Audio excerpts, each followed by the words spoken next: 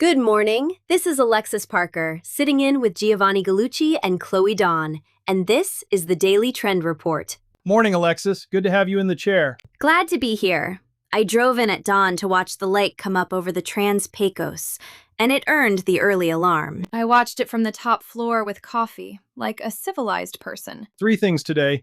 Meta handed small business a free analyst, an activist wants to sell Zevia out from under itself, and a perfume brand pitched a tent inside Fortnite. Let's go.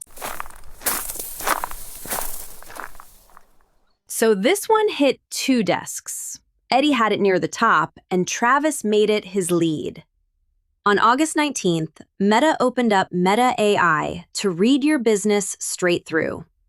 It plugs into your Instagram and Facebook Insights, your Meta Ads account, and your Google Workspace, so Gmail, Docs, Sheets, all of it, in one window. And it's free. That's the headline everybody's running with. Right. It reviews your ad performance, flags creative that's gone stale before your spend starts sinking, suggests where to move budget, and here's the part people are excited about.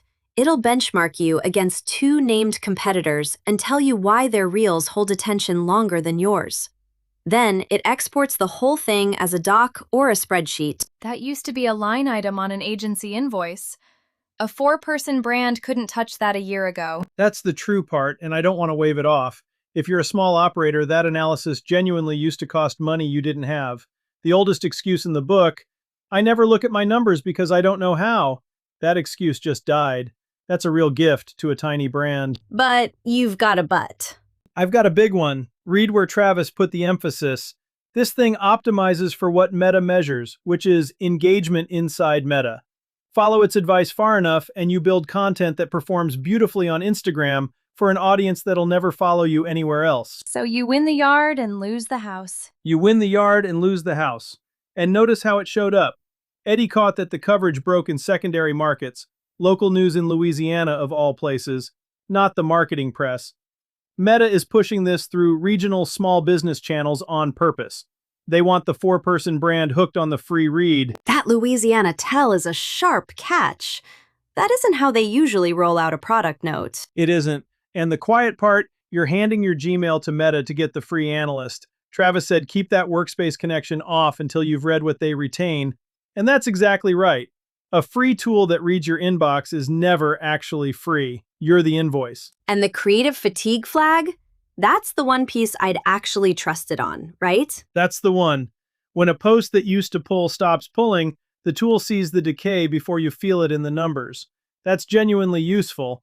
It's a smoke detector. It just shouldn't be the one deciding what you cook. So is your answer just don't use it? No, use it. Use it for the boring job it's genuinely good at, catching creative fatigue before your spend degrades. That part's real, and it'll save you money. What I won't do is let it write the plan. Here's what operators keep missing. Meta is about to hand your competitor the exact same AI, same benchmarks, same tidy suggestions. So the analysis is now a commodity. Everybody's got it.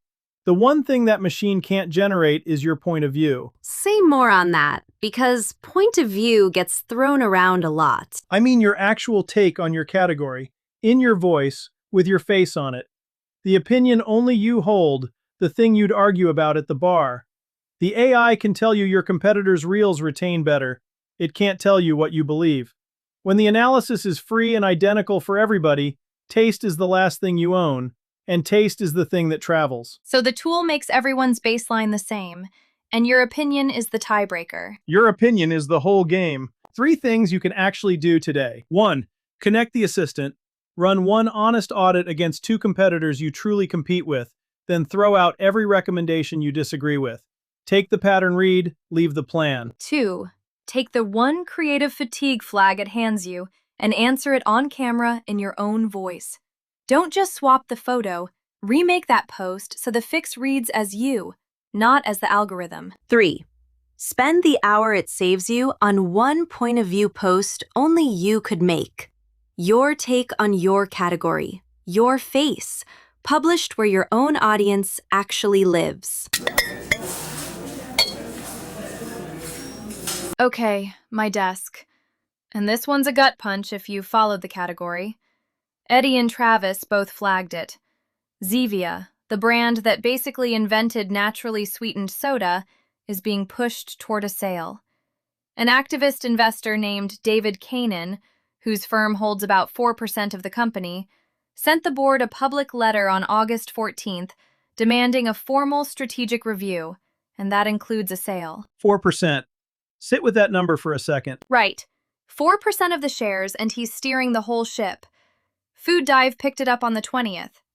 Kanan says he can get $2.75 to $3.75 a share, more than double where it trades today, because the stock is down about 90% from its IPO. And here's the line from his letter that Travis pulled because it's the knife. He says Zevia failed to capitalize on the largest shift the soda aisle has seen in a generation. Which is brutal because it's kind of true.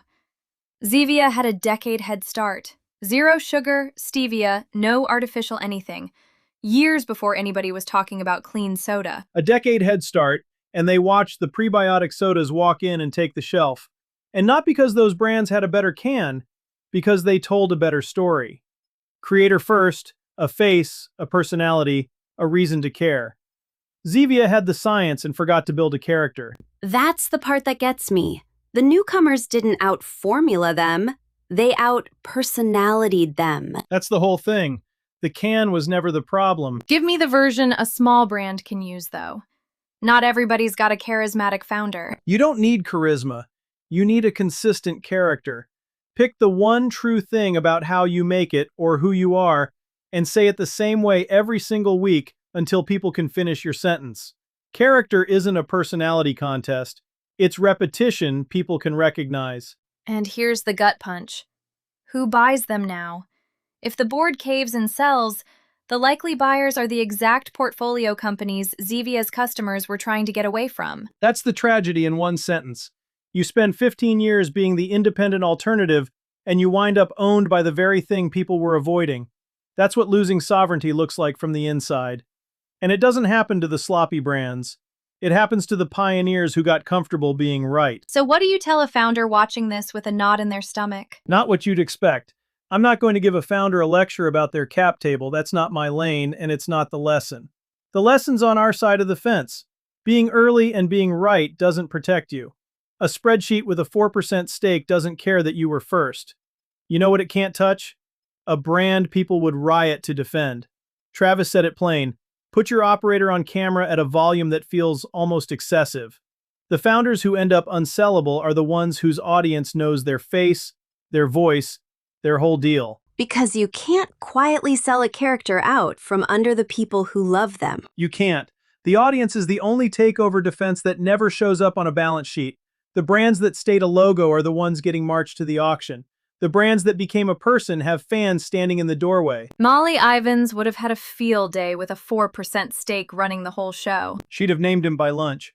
3 moves before we move on. 1. Put your founder on camera this week at a volume that feels like slightly too much.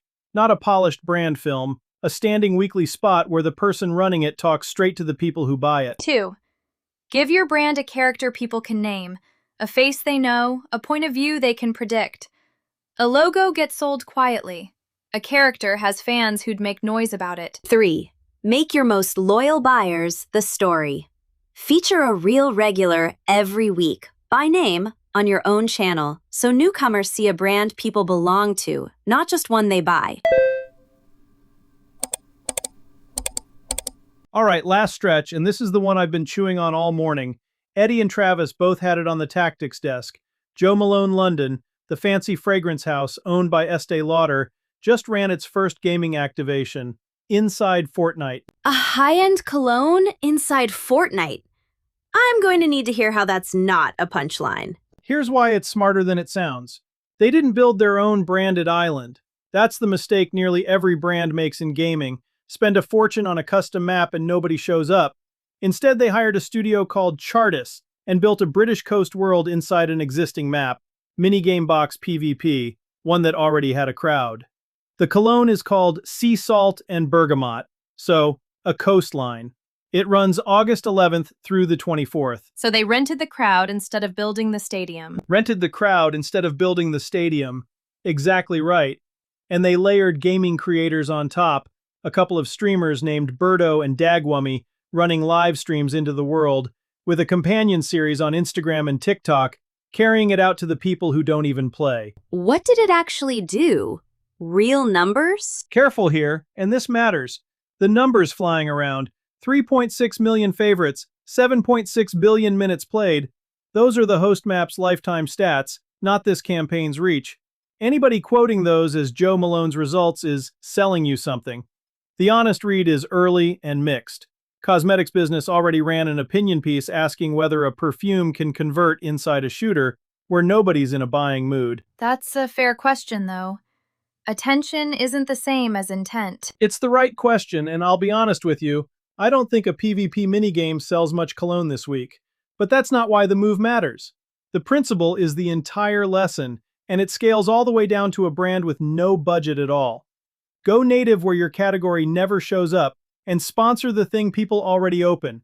You don't need Fortnite, you need the local Discord, the subreddit, the newsletter, the group chat that already holds the audience you want. Don't build the room, walk into the one that's already full. And bring a creator who already lives there, so you show up as a guest, not a billboard. That's the piece brands skip. Joe Malone didn't parachute in as a logo. They came in through creators who already had the room's trust. Down market, that's you finding the one person your niche already listens to and building the thing with them, not at them. Their trust is the door. You're just knocking. Give me the no-budget version. What's that look like for, say, a hot sauce brand? Find the chili heads. There's a subreddit. There's a couple of YouTube guys who review every sauce that exists. There's a Discord where they argue about Scoville numbers.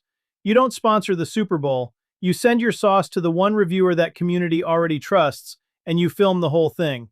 That's your Fortnite, and it costs you shipping. And the smartest part might be the cheapest part. That companion series on Instagram and TikTok is the piece a small brand can actually copy. That's the reusable asset right there. Forget the map.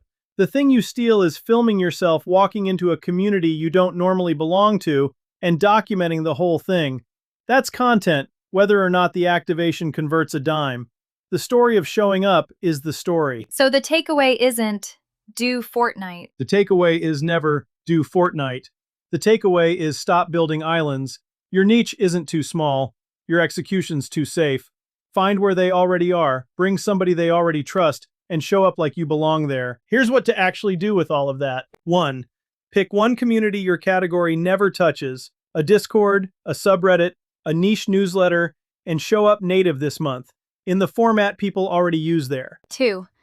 Sponsor something that already has traffic instead of building your own from zero. Back an existing creator's series or thread, and let their audience meet you inside a thing they already love. 3. Film the whole walk-in as your content. The story of a brand showing up somewhere unexpected travels on its own, whether or not the campaign sells a unit that week. That's the show. Here's the thing before you go. If you're a food or beverage brand posting into the void, everything shipping and nothing landing, the problem usually isn't your strategy. It's that the content itself isn't good enough to travel. That's what I do. Giovanni Gallucci, short-form video, photography, carousels, the whole stack, made to actually move. 15 plus years doing this in food and beverage. If your feed's not pulling its weight, find me at gallucci.net or DM at galluccinet on Instagram or LinkedIn. Now go make something worth watching.